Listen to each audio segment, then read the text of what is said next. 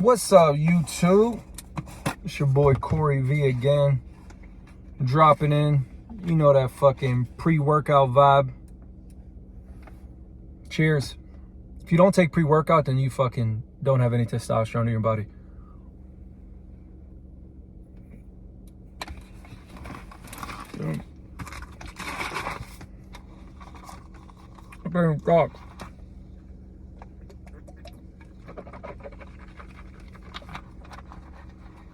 Damn. I know, probably like, this guy fucking tortures himself every video. I do. I like it, no homo. Alright, that's what the kids say nowadays, right? No homo. Alright, what we're getting into today, boy. We're working on that fucking chest. That armored plate. That shit you could take a bullet with. You know what I mean? Monday, chest day. I mean, starts it off, kick it off right. Alright, go. This is another thing you gotta deal with, this fucking retarded drivers. I shouldn't say that word. That's right, I can't say retarded. We'll get canceled. Soft ass generation. But we're gonna work on chest today. Just to start off the week. My rotator cuff is still fucked up. So if there's one lesson I could teach you, is always warm up, like over time, the more weight you start pressing, always warm up over time. Like always just do at least say 3 or 4 sets of, like, you know, external rotations, shoulder rotations. Just get that rotator cuff nice and warm, because it is not worth just jumping straight into your weight and just snapping some shit up and it sets you back like 3 or 4 weeks. Like it's not worth it. So we're gonna do chest today. I'm thinking like probably four exercises, 4 or 5 exercises, maybe 3 sets a piece or something like that. Then each week, what I like to do is each week add a set. So it'll be 4 sets next week, and possibly go up to, take an exercise off, then go to 5 sets. And then on that 4th week, I like to kind of deload, reset my body. Because I feel like after those 3 or 4 weeks of that much volume, I kind of need a little bit of reset, like a little deload, get my body back and just have that rebound effect. So, bro, this road is so narrow. It's a 2-lane road, but I wish you could see it. It's so narrow that it's just like, it's asking, like it's asking to die. You're like, hey, if I go down this road to save 10 minutes off of a drive, I'm taking a risk of dying. Is it worth dying over cutting 10 minutes off the trip? And to that I say yes, it's worth that chance. So I've been going to 24/7 Fitness down here, and down at this gym down here, and I tell you, man, like, also the gym you go to makes a huge difference, man. I'm surrounded. It's no offense. Like, I'm surrounded by. Listen, I love seeing old people in the gym. I love it. Still grinding. 80 years old, scoliosis, still in there just getting the workout in. That's awesome. But if there's some advice I could give too, is just find a gym, if you have one locally around you, that has like a bunch of other bodybuilders in it, or whatever you're looking for. Whether it's CrossFit, go to CrossFit. Like, try to find whatever niche or whatever kind of thing you're into. Try to find a gym that kind of counters. I can't fucking speak. That kind of this is why, like, I have CTE, bro. I know from the explosions I've been around all through. I have CTE. I can't even remember. I lose track. But that caters. There you go. It took me 5 minutes to come up with the word. It caters to, like, your whatever you're trying to do. Because, like, they have a powerhouse gym here in Pittsburgh. It's amazing. It's all the prime equipment, Nautilus, all the best equipment you could get for working out.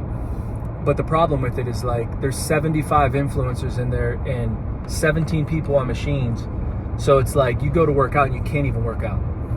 You're waiting like 15. It's almost like going to an amusement park and, like, waiting to get on a ride. That's how bad it is. You know what I mean? So it's just, if it's something, I know obviously time frames matter. If you go directly after work, it's the most busy. Nobody wants to work out at 10 o'clock at night, but you can try to work around that. But try to find a gym that has all that good equipment in there.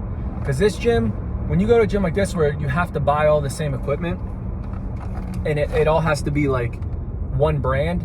The problem is just like that's how I messed up my rotator cuff, because certain machines just don't fit your how can I say, like, don't fit your like, what's the word? Damn, man, I'm just like, I swear if I get one more concussion, I probably will be like Stephen Hawking's.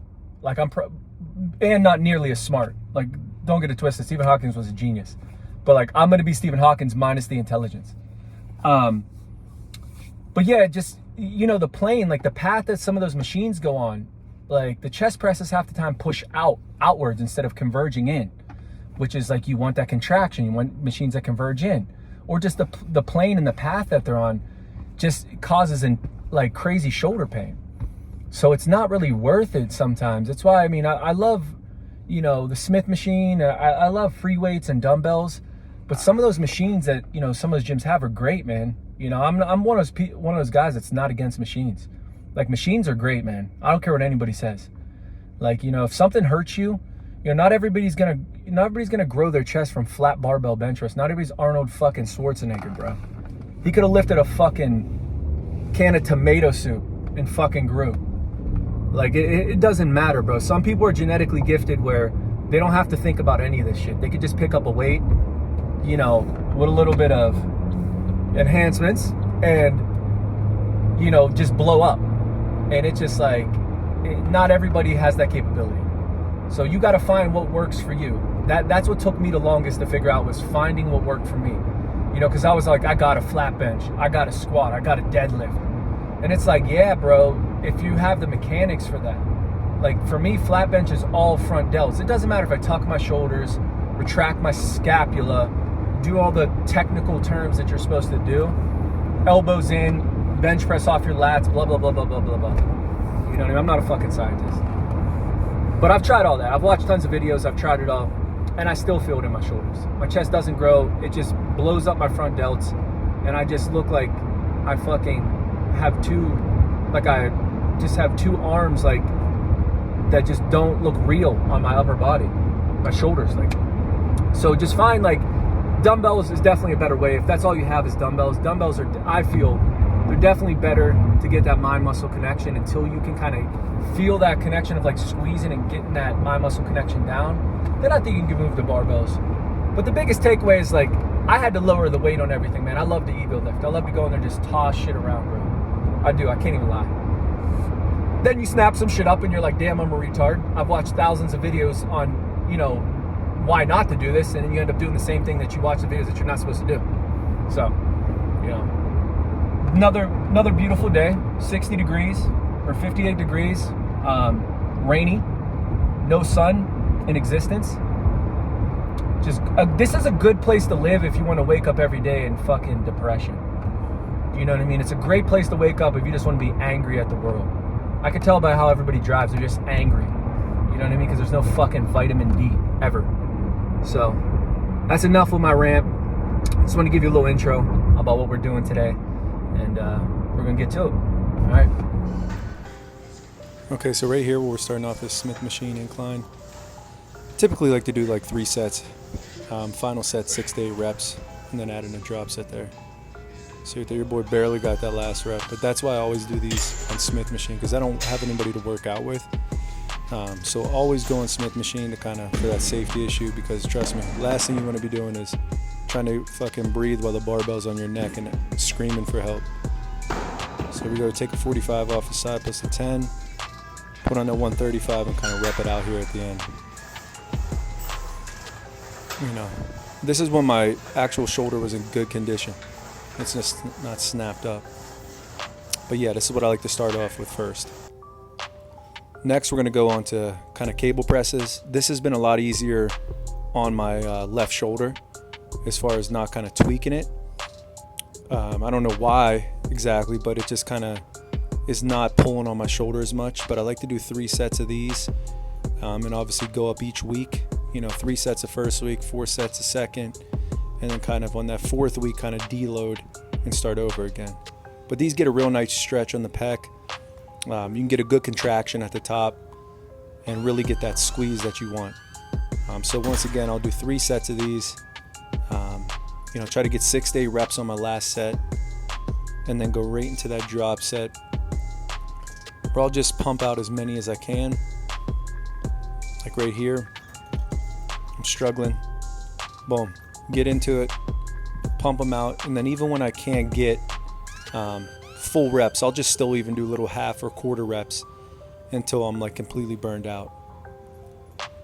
Look at my boy over in the background right there on the machine, dude. Fucking jacked. There we go, boom. So, as you can see, I'm struggling, man. I would never do this second in my workout. It'd always be dumbbells, but when your shoulder's fucked up, I gotta lay off it for a while to kind of get it back to where it was at. Me just contemplating my life right there. And then here, boom, that's it. All I did was 2 exercises, just because my shoulder started aggravating me, and still got a nice little pump. But hopefully within the next couple weeks, I can get that looked at and taken care of. Appreciate y'all.